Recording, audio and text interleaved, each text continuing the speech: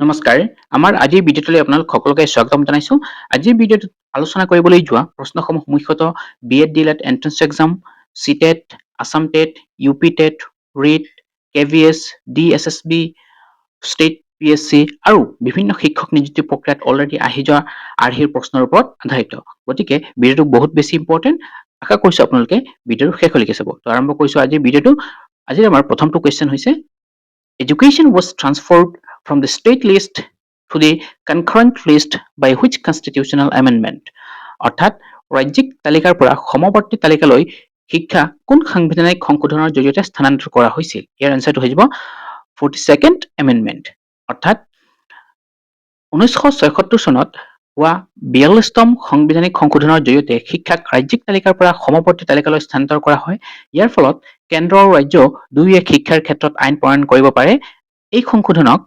ভাৰতীয় সংবিধানৰ অন্যতম গুৰুত্বপূৰ্ণ সংশোধন বুলি গণ্য কৰা হয় নেক্সট কোৱেশ্চনটো যাও নেক্সট কোৱেশ্চনটো হৈছে in which year was education move to the concurrent list শিক্ষা কোন বছৰত সমৱৰ্তী তালিকালৈ স্থানান্তৰ কৰা হৈছিল ইয়াৰ আনসাৰটো হৈ যাব অপচন সি দ্যাট ইজ 1976 অৰ্থাৎ কি কৈছে ইয়াতে 1976 চনত 42তম সাংবিধানিক সংশোধনৰ অধীনত শিক্ষাক সমৱৰ্তী তালিকাত অন্তৰ্ভুক্ত কৰা হয় ইয়াৰ উদ্দেশ্য আছিল সমগ্ৰ দেশত শিক্ষাৰ মান আৰু নীতিৰ ক্ষেত্ৰত অধিক সমন্বয় স্থাপন কৰা নেক্সট কোৱেশ্চনটো হৈছে which commission recommended a common school system in India ইয়াৰ আনসাৰটো হৈ যাব option number C that is Kothari commission Kothari আয়োগ যেটো আছিল 1964 পৰা 66 লৈকে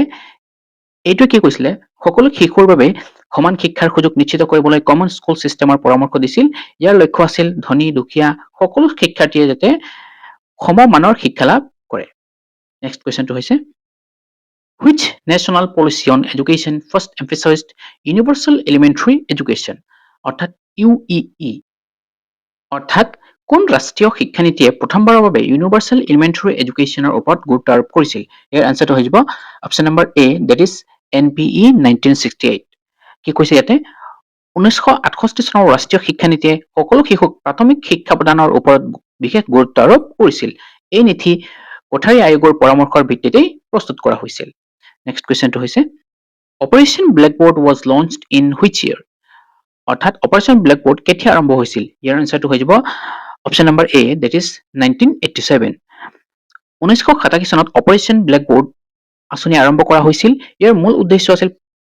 প্ৰাথমিক বিদ্যালয়সমূহত ন্যূনতম শৈক্ষিক সুবিধা যেনে কক্ষ ব্ল্যাকবোৰ্ড শিক্ষা সামগ্ৰী আৰু শিক্ষকৰ সংখ্যা নিশ্চিত কৰা নেক্সট কোৱেশ্চনটো হৈছে operation blackboard was associated with অৰ্থাৎ কি কৈছে ইয়াতে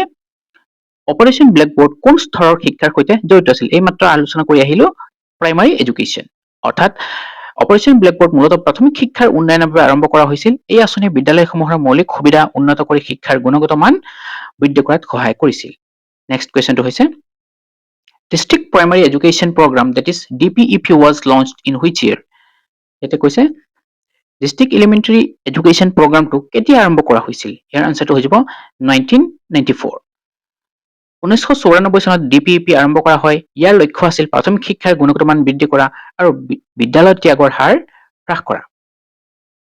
নেক্সট কোৱেশ্চনটো হৈছে DPEP was the precursor of which of the following অৰ্থাৎ DPEP কোন আঁচনিৰ পূৰ্বসূৰী আছিল ইয়াৰ আনসাৰটো হৈ যাব SSA অৰ্থাৎ ডিস্ট্ৰিক্ট প্ৰাইমাৰী এডুকেশ্যন প্ৰগ্ৰাম বা DPEP সৰ্ব শিক্ষা অভিযান বা SSA ৰ পূৰ্বসূৰী বুলি গণ্য কৰা হয় DPEP ৰ সফলতাৰ ওপৰত ভিত্তি কৰি SSA আৰম্ভ কৰা হৈছিল নেক্সট কোৱেশ্চনটো হৈছে which article directs the state to provide early childhood care and education অৰ্থাৎ কি কৈছে ইয়াতে প্ৰাৰম্ভিক শৈশৱকালীন যত্ন আৰু শিক্ষাৰ বাবে ৰাজ্যিক নিৰ্দেশ দিয়া সংবিধানৰ অনুচ্ছেদ কোনটো ইয়াৰ আনসাৰটো হৈ যাব আৰ্টিকেল 45 অৰ্থাৎ সংবিধানৰ 45 নং অনুচ্ছেদত 6 বছৰৰ তলৰ শিশুৰ বাবে প্ৰাৰম্ভিক শৈশৱকালীন যত্ন আৰু শিক্ষা প্ৰদানৰ ব্যৱস্থা কৰাৰ বাবে ৰাজ্যক নিৰ্দেশ দিয়া হৈছে নেক্সট কোৱেশ্চনটো হৈছে Midday meal scheme became a cooked meal program nationwide in which year অৰ্থাৎ মিড ডে মিল স্কিম সমগ্ৰ দেশত ৰন্ধা আহাৰ হিচাপে কেতিয়া ৰূপায়িত হৈছিল ইয়াৰ আনসাৰটো হৈ যাব 2004 অৰ্থাৎ 2004 চনৰ পৰা সমগ্ৰ দেশতে মিড ডে মিল স্কিমৰ অধীনত শিক্ষাৰ্থীসকলক ৰন্ধা আহাৰ প্ৰদান কৰা আৰম্ভ হয় ইয়াৰ ফলত বিদ্যালয়ত উপস্থিতি আৰু পুষ্টিৰ মান বৃদ্ধি পায় ইয়াত উল্লেখ কৰিব পাৰি যে আমি এই আঁচনিখন প্ৰথমবাৰৰ বাবে 1995 চনত national program of nutritional support to primary education হিচাপে আৰম্ভ হৈছিল, কিন্তু 2004 চনত উচ্চতম ন্যায়ালয়ৰ নিৰ্দেশ মৰ্মে ইয়াক সমগ্ৰ দেশতে ৰন্ধা আহাৰ অৰ্থাৎ কুকড মিড ডে মিল হিচাপে বাধ্যতামূলক কৰা হয়। 2021 চনত ইয়াৰ নাম সলনি কৰি PM পোষণ কৰা হৈছে। ঠিক আছে, এইখিনি আছিলে অকণমান ইয়াৰ বিষয়ে অতিৰিক্ত আলোচনা। নেক্সট আমি চাম, which organization lays down teacher education standards in India? অৰ্থাৎ ভাৰতত শিক্ষাৰ মানদণ্ড কোন সংস্থাই নিৰ্ধাৰণ কৰে? ইয়াৰ আনসাৰটো হৈ যাব NCTE, অৰ্থাৎ national council for teacher education. In short আমি কওঁ NCTE হৈছে ভাৰতৰ শিক্ষকক শিক্ষা আৰু প্ৰশিক্ষণৰ মানদণ্ড নিৰ্ধাৰণ কৰাৰ মুখ্য সংস্থা। নেক্সট কুৱেশ্যনটো হৈছে NCTE stands for, এইমাত্ৰ কৈ আহিলো, NCTE সম্পূৰ্ণ নামটো কি? আনসাৰটো হৈ যাব national council for teacher education, অৰ্থাৎ NCTE সম্পূৰ্ণ নামটো হৈছে national council for teacher education. এই সংস্থাই শিক্ষকক শিক্ষা প্ৰতিষ্ঠানসমূহৰ স্বীকৃত আৰু মানদণ্ড নিয়ন্ত্ৰণ কৰে। নেক্সট কুৱেশ্যনটো হৈছে which agency develops the national curriculum framework? In short, NCF. National curriculum framework কোন সংস্থাই প্ৰস্তুত কৰে? ইয়াৰ আনসাৰটো হৈ যাব NCERT, অৰ্থাৎ national council of educational research and training. এই সংস্থাটোৱে নেশ্যনেল কাৰিকুলাম ফ্ৰেমৱৰ্ক প্ৰস্তুত কৰে। ইয়াৰ ভিত্তিত বিদ্যালয়সমূহৰ পাঠ্যক্ৰম গঠন কৰা হয়। নেক্সট কুৱেশ্যনটো হৈছে the curriculum framework 2005 was prepared by, national curriculum framework 2005 কোনে প্ৰস্তুত কৰিছিল? ইয়াৰ আনসাৰটো হৈ যাব NCERT। মাত্ৰ কৈ আহিলো 2005 চনৰ নেশ্যনেল কাৰিকুলাম ফ্ৰেমৱৰ্ক যিটো আছিলে বা NCF 2005, ইয়াক NCERTয়ে প্ৰস্তুত কৰিছিলে। ইয়াত শিশুকেন্দ্ৰিক শিক্ষা আৰু সক্ৰিয় শিক্ষণৰ ওপৰত যথেষ্ট পৰিমাণে গুৰুত্ব দিয়া হৈছিল। নেক্সট কুৱেশ্যনটো হৈছে which body is known as the apex resource organization for school education? বিদ্যালয় শিক্ষাৰ শীৰ্ষ সম্পদ সংস্থা হিচাপে কোনটো সংস্থা পৰিচিত? ইয়াৰ আনসাৰটো হৈ যাব NCERT, অৰ্থাৎ NCERTক ভাৰতৰ বিদ্যালয়ৰ শিক্ষাৰ এপেক্স ৰিচোৰ্চ অৰ্গেনাইজেশ্যন বুলি কোৱা হয়। ই পাঠ্যপুথি, পাঠ্যক্ৰম আৰু শিক্ষক প্ৰশিক্ষণৰ ক্ষেত্ৰত গুৰুত্বপূৰ্ণ ভূমিকা পালন কৰে। নেক্সট কুৱেশ্যনটো হৈছে which program was launched before SSA for primary education improvement? SSA আৰম্ভ হোৱাৰ আগতে প্ৰাথমিক শিক্ষাৰ উন্নয়নৰ বাবে কোন আঁচনি চলি আছিল? ইয়াৰ আনসাৰটো হৈ যাব DPEP, অৰ্থাৎ সৰ্ব শিক্ষা অভিযানৰ আৰম্ভ হোৱাৰ আগতে DPEPৰ জৰিয়তে প্ৰাথমিক শিক্ষাৰ উন্নয়নৰ কাম চলি আছিলে। নেক্সট কুৱেশ্যনটো হৈছে universalization of elementary education mainly refers to education up to which level? universalization of elementary education বুলিলে সাধাৰণতে কোন শ্ৰেণীলৈকে শিক্ষাক বুজায়? ইয়াৰ আনসাৰটো হৈ যাব ক্লাছ 8, অৰ্থাৎ এলিমেণ্টাৰী এডুকেশ্যন সাধাৰণতে প্ৰথম শ্ৰেণীৰ পৰা অষ্টম শ্ৰেণীলৈকে ধৰা হয়। সকলো শিশুক এই স্তৰলৈ শিক্ষা প্ৰদান কৰাটোৱেই ইউনিভাৰ্চেলাইজেশ্যন অফ এলিমেণ্টাৰী এডুকেশ্যনৰ মূল লক্ষ্য। নেক্সট কুৱেশ্যনটোলৈ যাওঁ, which scheme specifically aimed at reducing gender disparities in elementary education? অৰ্থাৎ প্ৰাথমিক শিক্ষাত লিংগ বৈষম্য হ্ৰাসৰ বাবে কোন আঁচনি বিশেষভাৱে আৰম্ভ কৰা হৈছিল? ইয়াৰ আনসাৰটো হৈ যাব KGBV, অৰ্থাৎ কস্তুৰবা গান্ধী বালিকা বিদ্যালয়। এই আঁচনিৰ উদ্দেশ্য হৈছে পিছপৰা আৰু বঞ্চিত গোটৰ ছোৱালীৰ বাবে শিক্ষাৰ সুযোগ বৃদ্ধি কৰা। নেক্সট কুৱেশ্যনটো হৈছে KGBV stands for, KGBVৰ সম্পূৰ্ণ নামটো কি? এইমাত্ৰ কৈ আহিলো কস্তুৰবা গান্ধী বালিকা বিদ্যালয়। এইবোৰ আৱাসিক বিদ্যালয় য'ত পিছপৰা অঞ্চলৰ ছোৱালীবিলাকক শিক্ষা প্ৰদান কৰা হয়। নেক্সট কুৱেশ্যনটো হৈছে KGBV primarily benefits,